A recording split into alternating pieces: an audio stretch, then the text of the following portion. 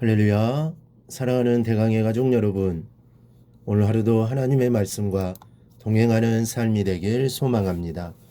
오늘 함께 나눌 하나님의 말씀은 마태복음 8장 1절에서 4절 말씀입니다.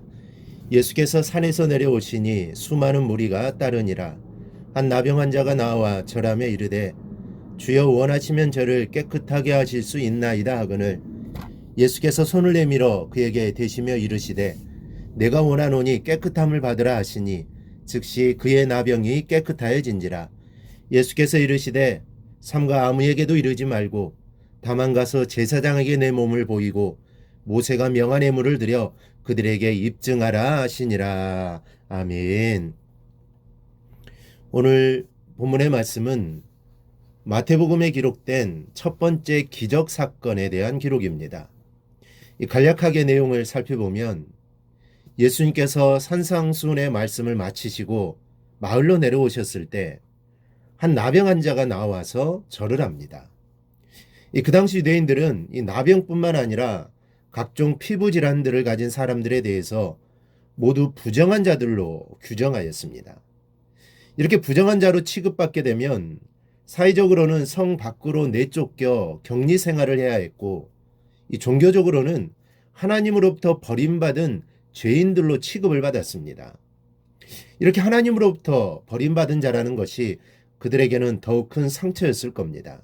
특히 레위기 13장, 14장을 보면 나병에 걸린 것으로 간주되는 자들은 머리를 풀어헤치고 옷을 찢은 채로 거리를 다니며 나는 부정하다, 나는 부정하다라고 외치면서 다녀야 했습니다. 그리고 허락 없이 성 안으로 들어갔다가는 돌에 맞아 죽기까지 했습니다. 이런 사회적 상황을 고려한다면 1절과 2절 사이에는 약간의 시간 간격이 있다고 봐야 합니다. 왜냐하면 이 나병에 걸린 사람이 허다한 무리의 사이로부터 아무런 충돌 없이 나왔을 리가 없기 때문입니다. 이 본문의 상황을 다음과 같이 가정해 볼 수 있습니다. 즉 나병 환자가 예수님에게 다가오기 전에 이미 군중들은 예수님의 곁에서 떠났던지, 아니면 그가 다가오자 예수님의 곁에 있던 군중들은 겁을 집어먹고 그 자리를 피했을 겁니다. 아니면 사람들이 돌을 들어 나병 환자를 치려고 했을 수도 있습니다. 아무튼 이 나병 환자는 죽을 각오를 하고 주님께 나아왔음을 알 수 있습니다. 이렇게 죽음을 무릅쓰고 예수님께 나와 이런 말을 합니다. 주여 원하시면 저를 깨끗하게 하실 수 있나이다. 이 말을 들으신 예수님께서 그 나병 환자의 몸에 손을 대시며 내가 원하노니 깨끗함을 받으라고 하셨고, 그 순간 현대 인간의 의술로도 치료가 불가능하다는 나병이 깨끗이 낫는 기적이 나타나게 됩니다. 그리고 그 나음받은 사람에게 예수님은 명하시기를 삼가 아무에게도 이르지 말고 다만 가서 제사장에게 내 몸을 보이고 모세가 명한 예물을 드려 그들에게 입증하라 하셨습니다.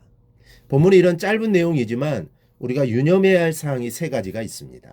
하나는 하나님이 원하셔야 기적이 일어납니다. 오늘 본문에서의 나병 환자는 주여 원하시면이라고 하였고, 예수님은 내가 원하노니 하셨습니다. 여러분, 이 말씀이 시사하는 바가 무엇입니까? 원하는 것이 있거든 하나님의 마음에 먼저 들라는 것입니다. 이것이 소원 성취의 제일 가는 조건입니다. 생각해 보십시오. 우리 인생들의 생사복을 하나님이 주관하신다는 사실을 여러분들 다 알고 계시지 않습니까? 인간의 운명이 하나님께 달려 있습니다. 여기서는 비록 나병의 문제만 가지고 다루고 있지만 비단 병에 관한 것뿐이겠습니까? 삶에 관한 모든 문제가 그렇습니다. 그러므로 우리가 늘 염두에 둬야 할 것은 하나님의 마음에 내가 드는 것입니다. 내 생각이 하나님의 마음에 들어야 하고 행동도 그렇습니다. 그렇지 않고는 우리가 축복을 기대할 수 없습니다.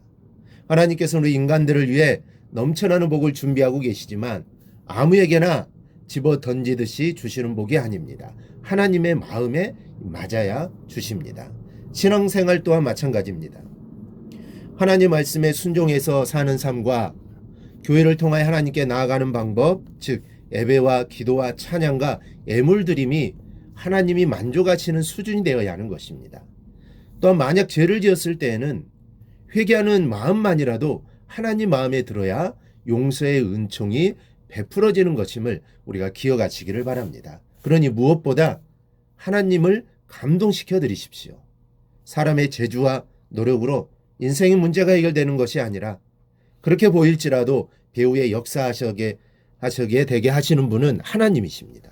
하나님이 원하셔야 문제 해결이 있음을 기억하시기 바랍니다. 둘째는 제사장의 인정을 받아야 합니다. 오늘 예수님께서 제사장에게 내 몸을 보이라고 하신 것은 곧 제사장의 인정을 받으라는 말씀이 됩니다.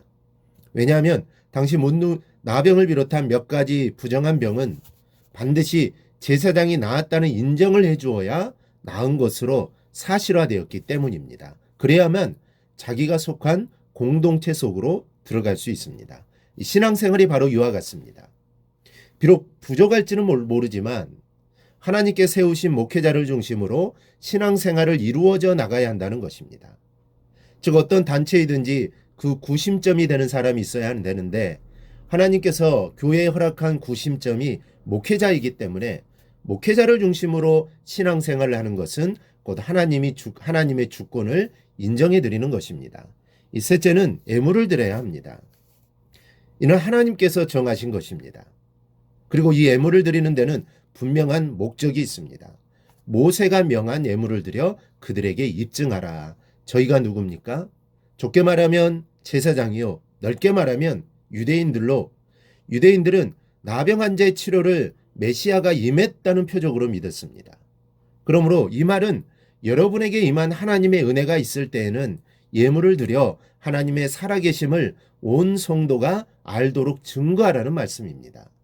하나님이 내게 어떤 은혜를 베푸셨는지 알리고 증거하는 방법으로서의 예물 드림을 말씀하는 것입니다. 우리 사랑하는 여러분들의 오늘 하루의 삶이 이와 같기를 바랍니다. 하나님의 마음에 맞는 생활, 목회자를 중심으로 신앙생활을 해야 하고 그리고 하나님의 은혜를 증거하는 생활이 이 새벽 시간부터 이어지기를 바랍니다. 그리고 이러한 삶이 평생 가기를 주님의 이름으로 축원합니다. 오늘 묵상한 말씀을 굳게 잡고 삶으로 실천하며 살아내는 대강의 모든 성도들이 되기를 축복합니다.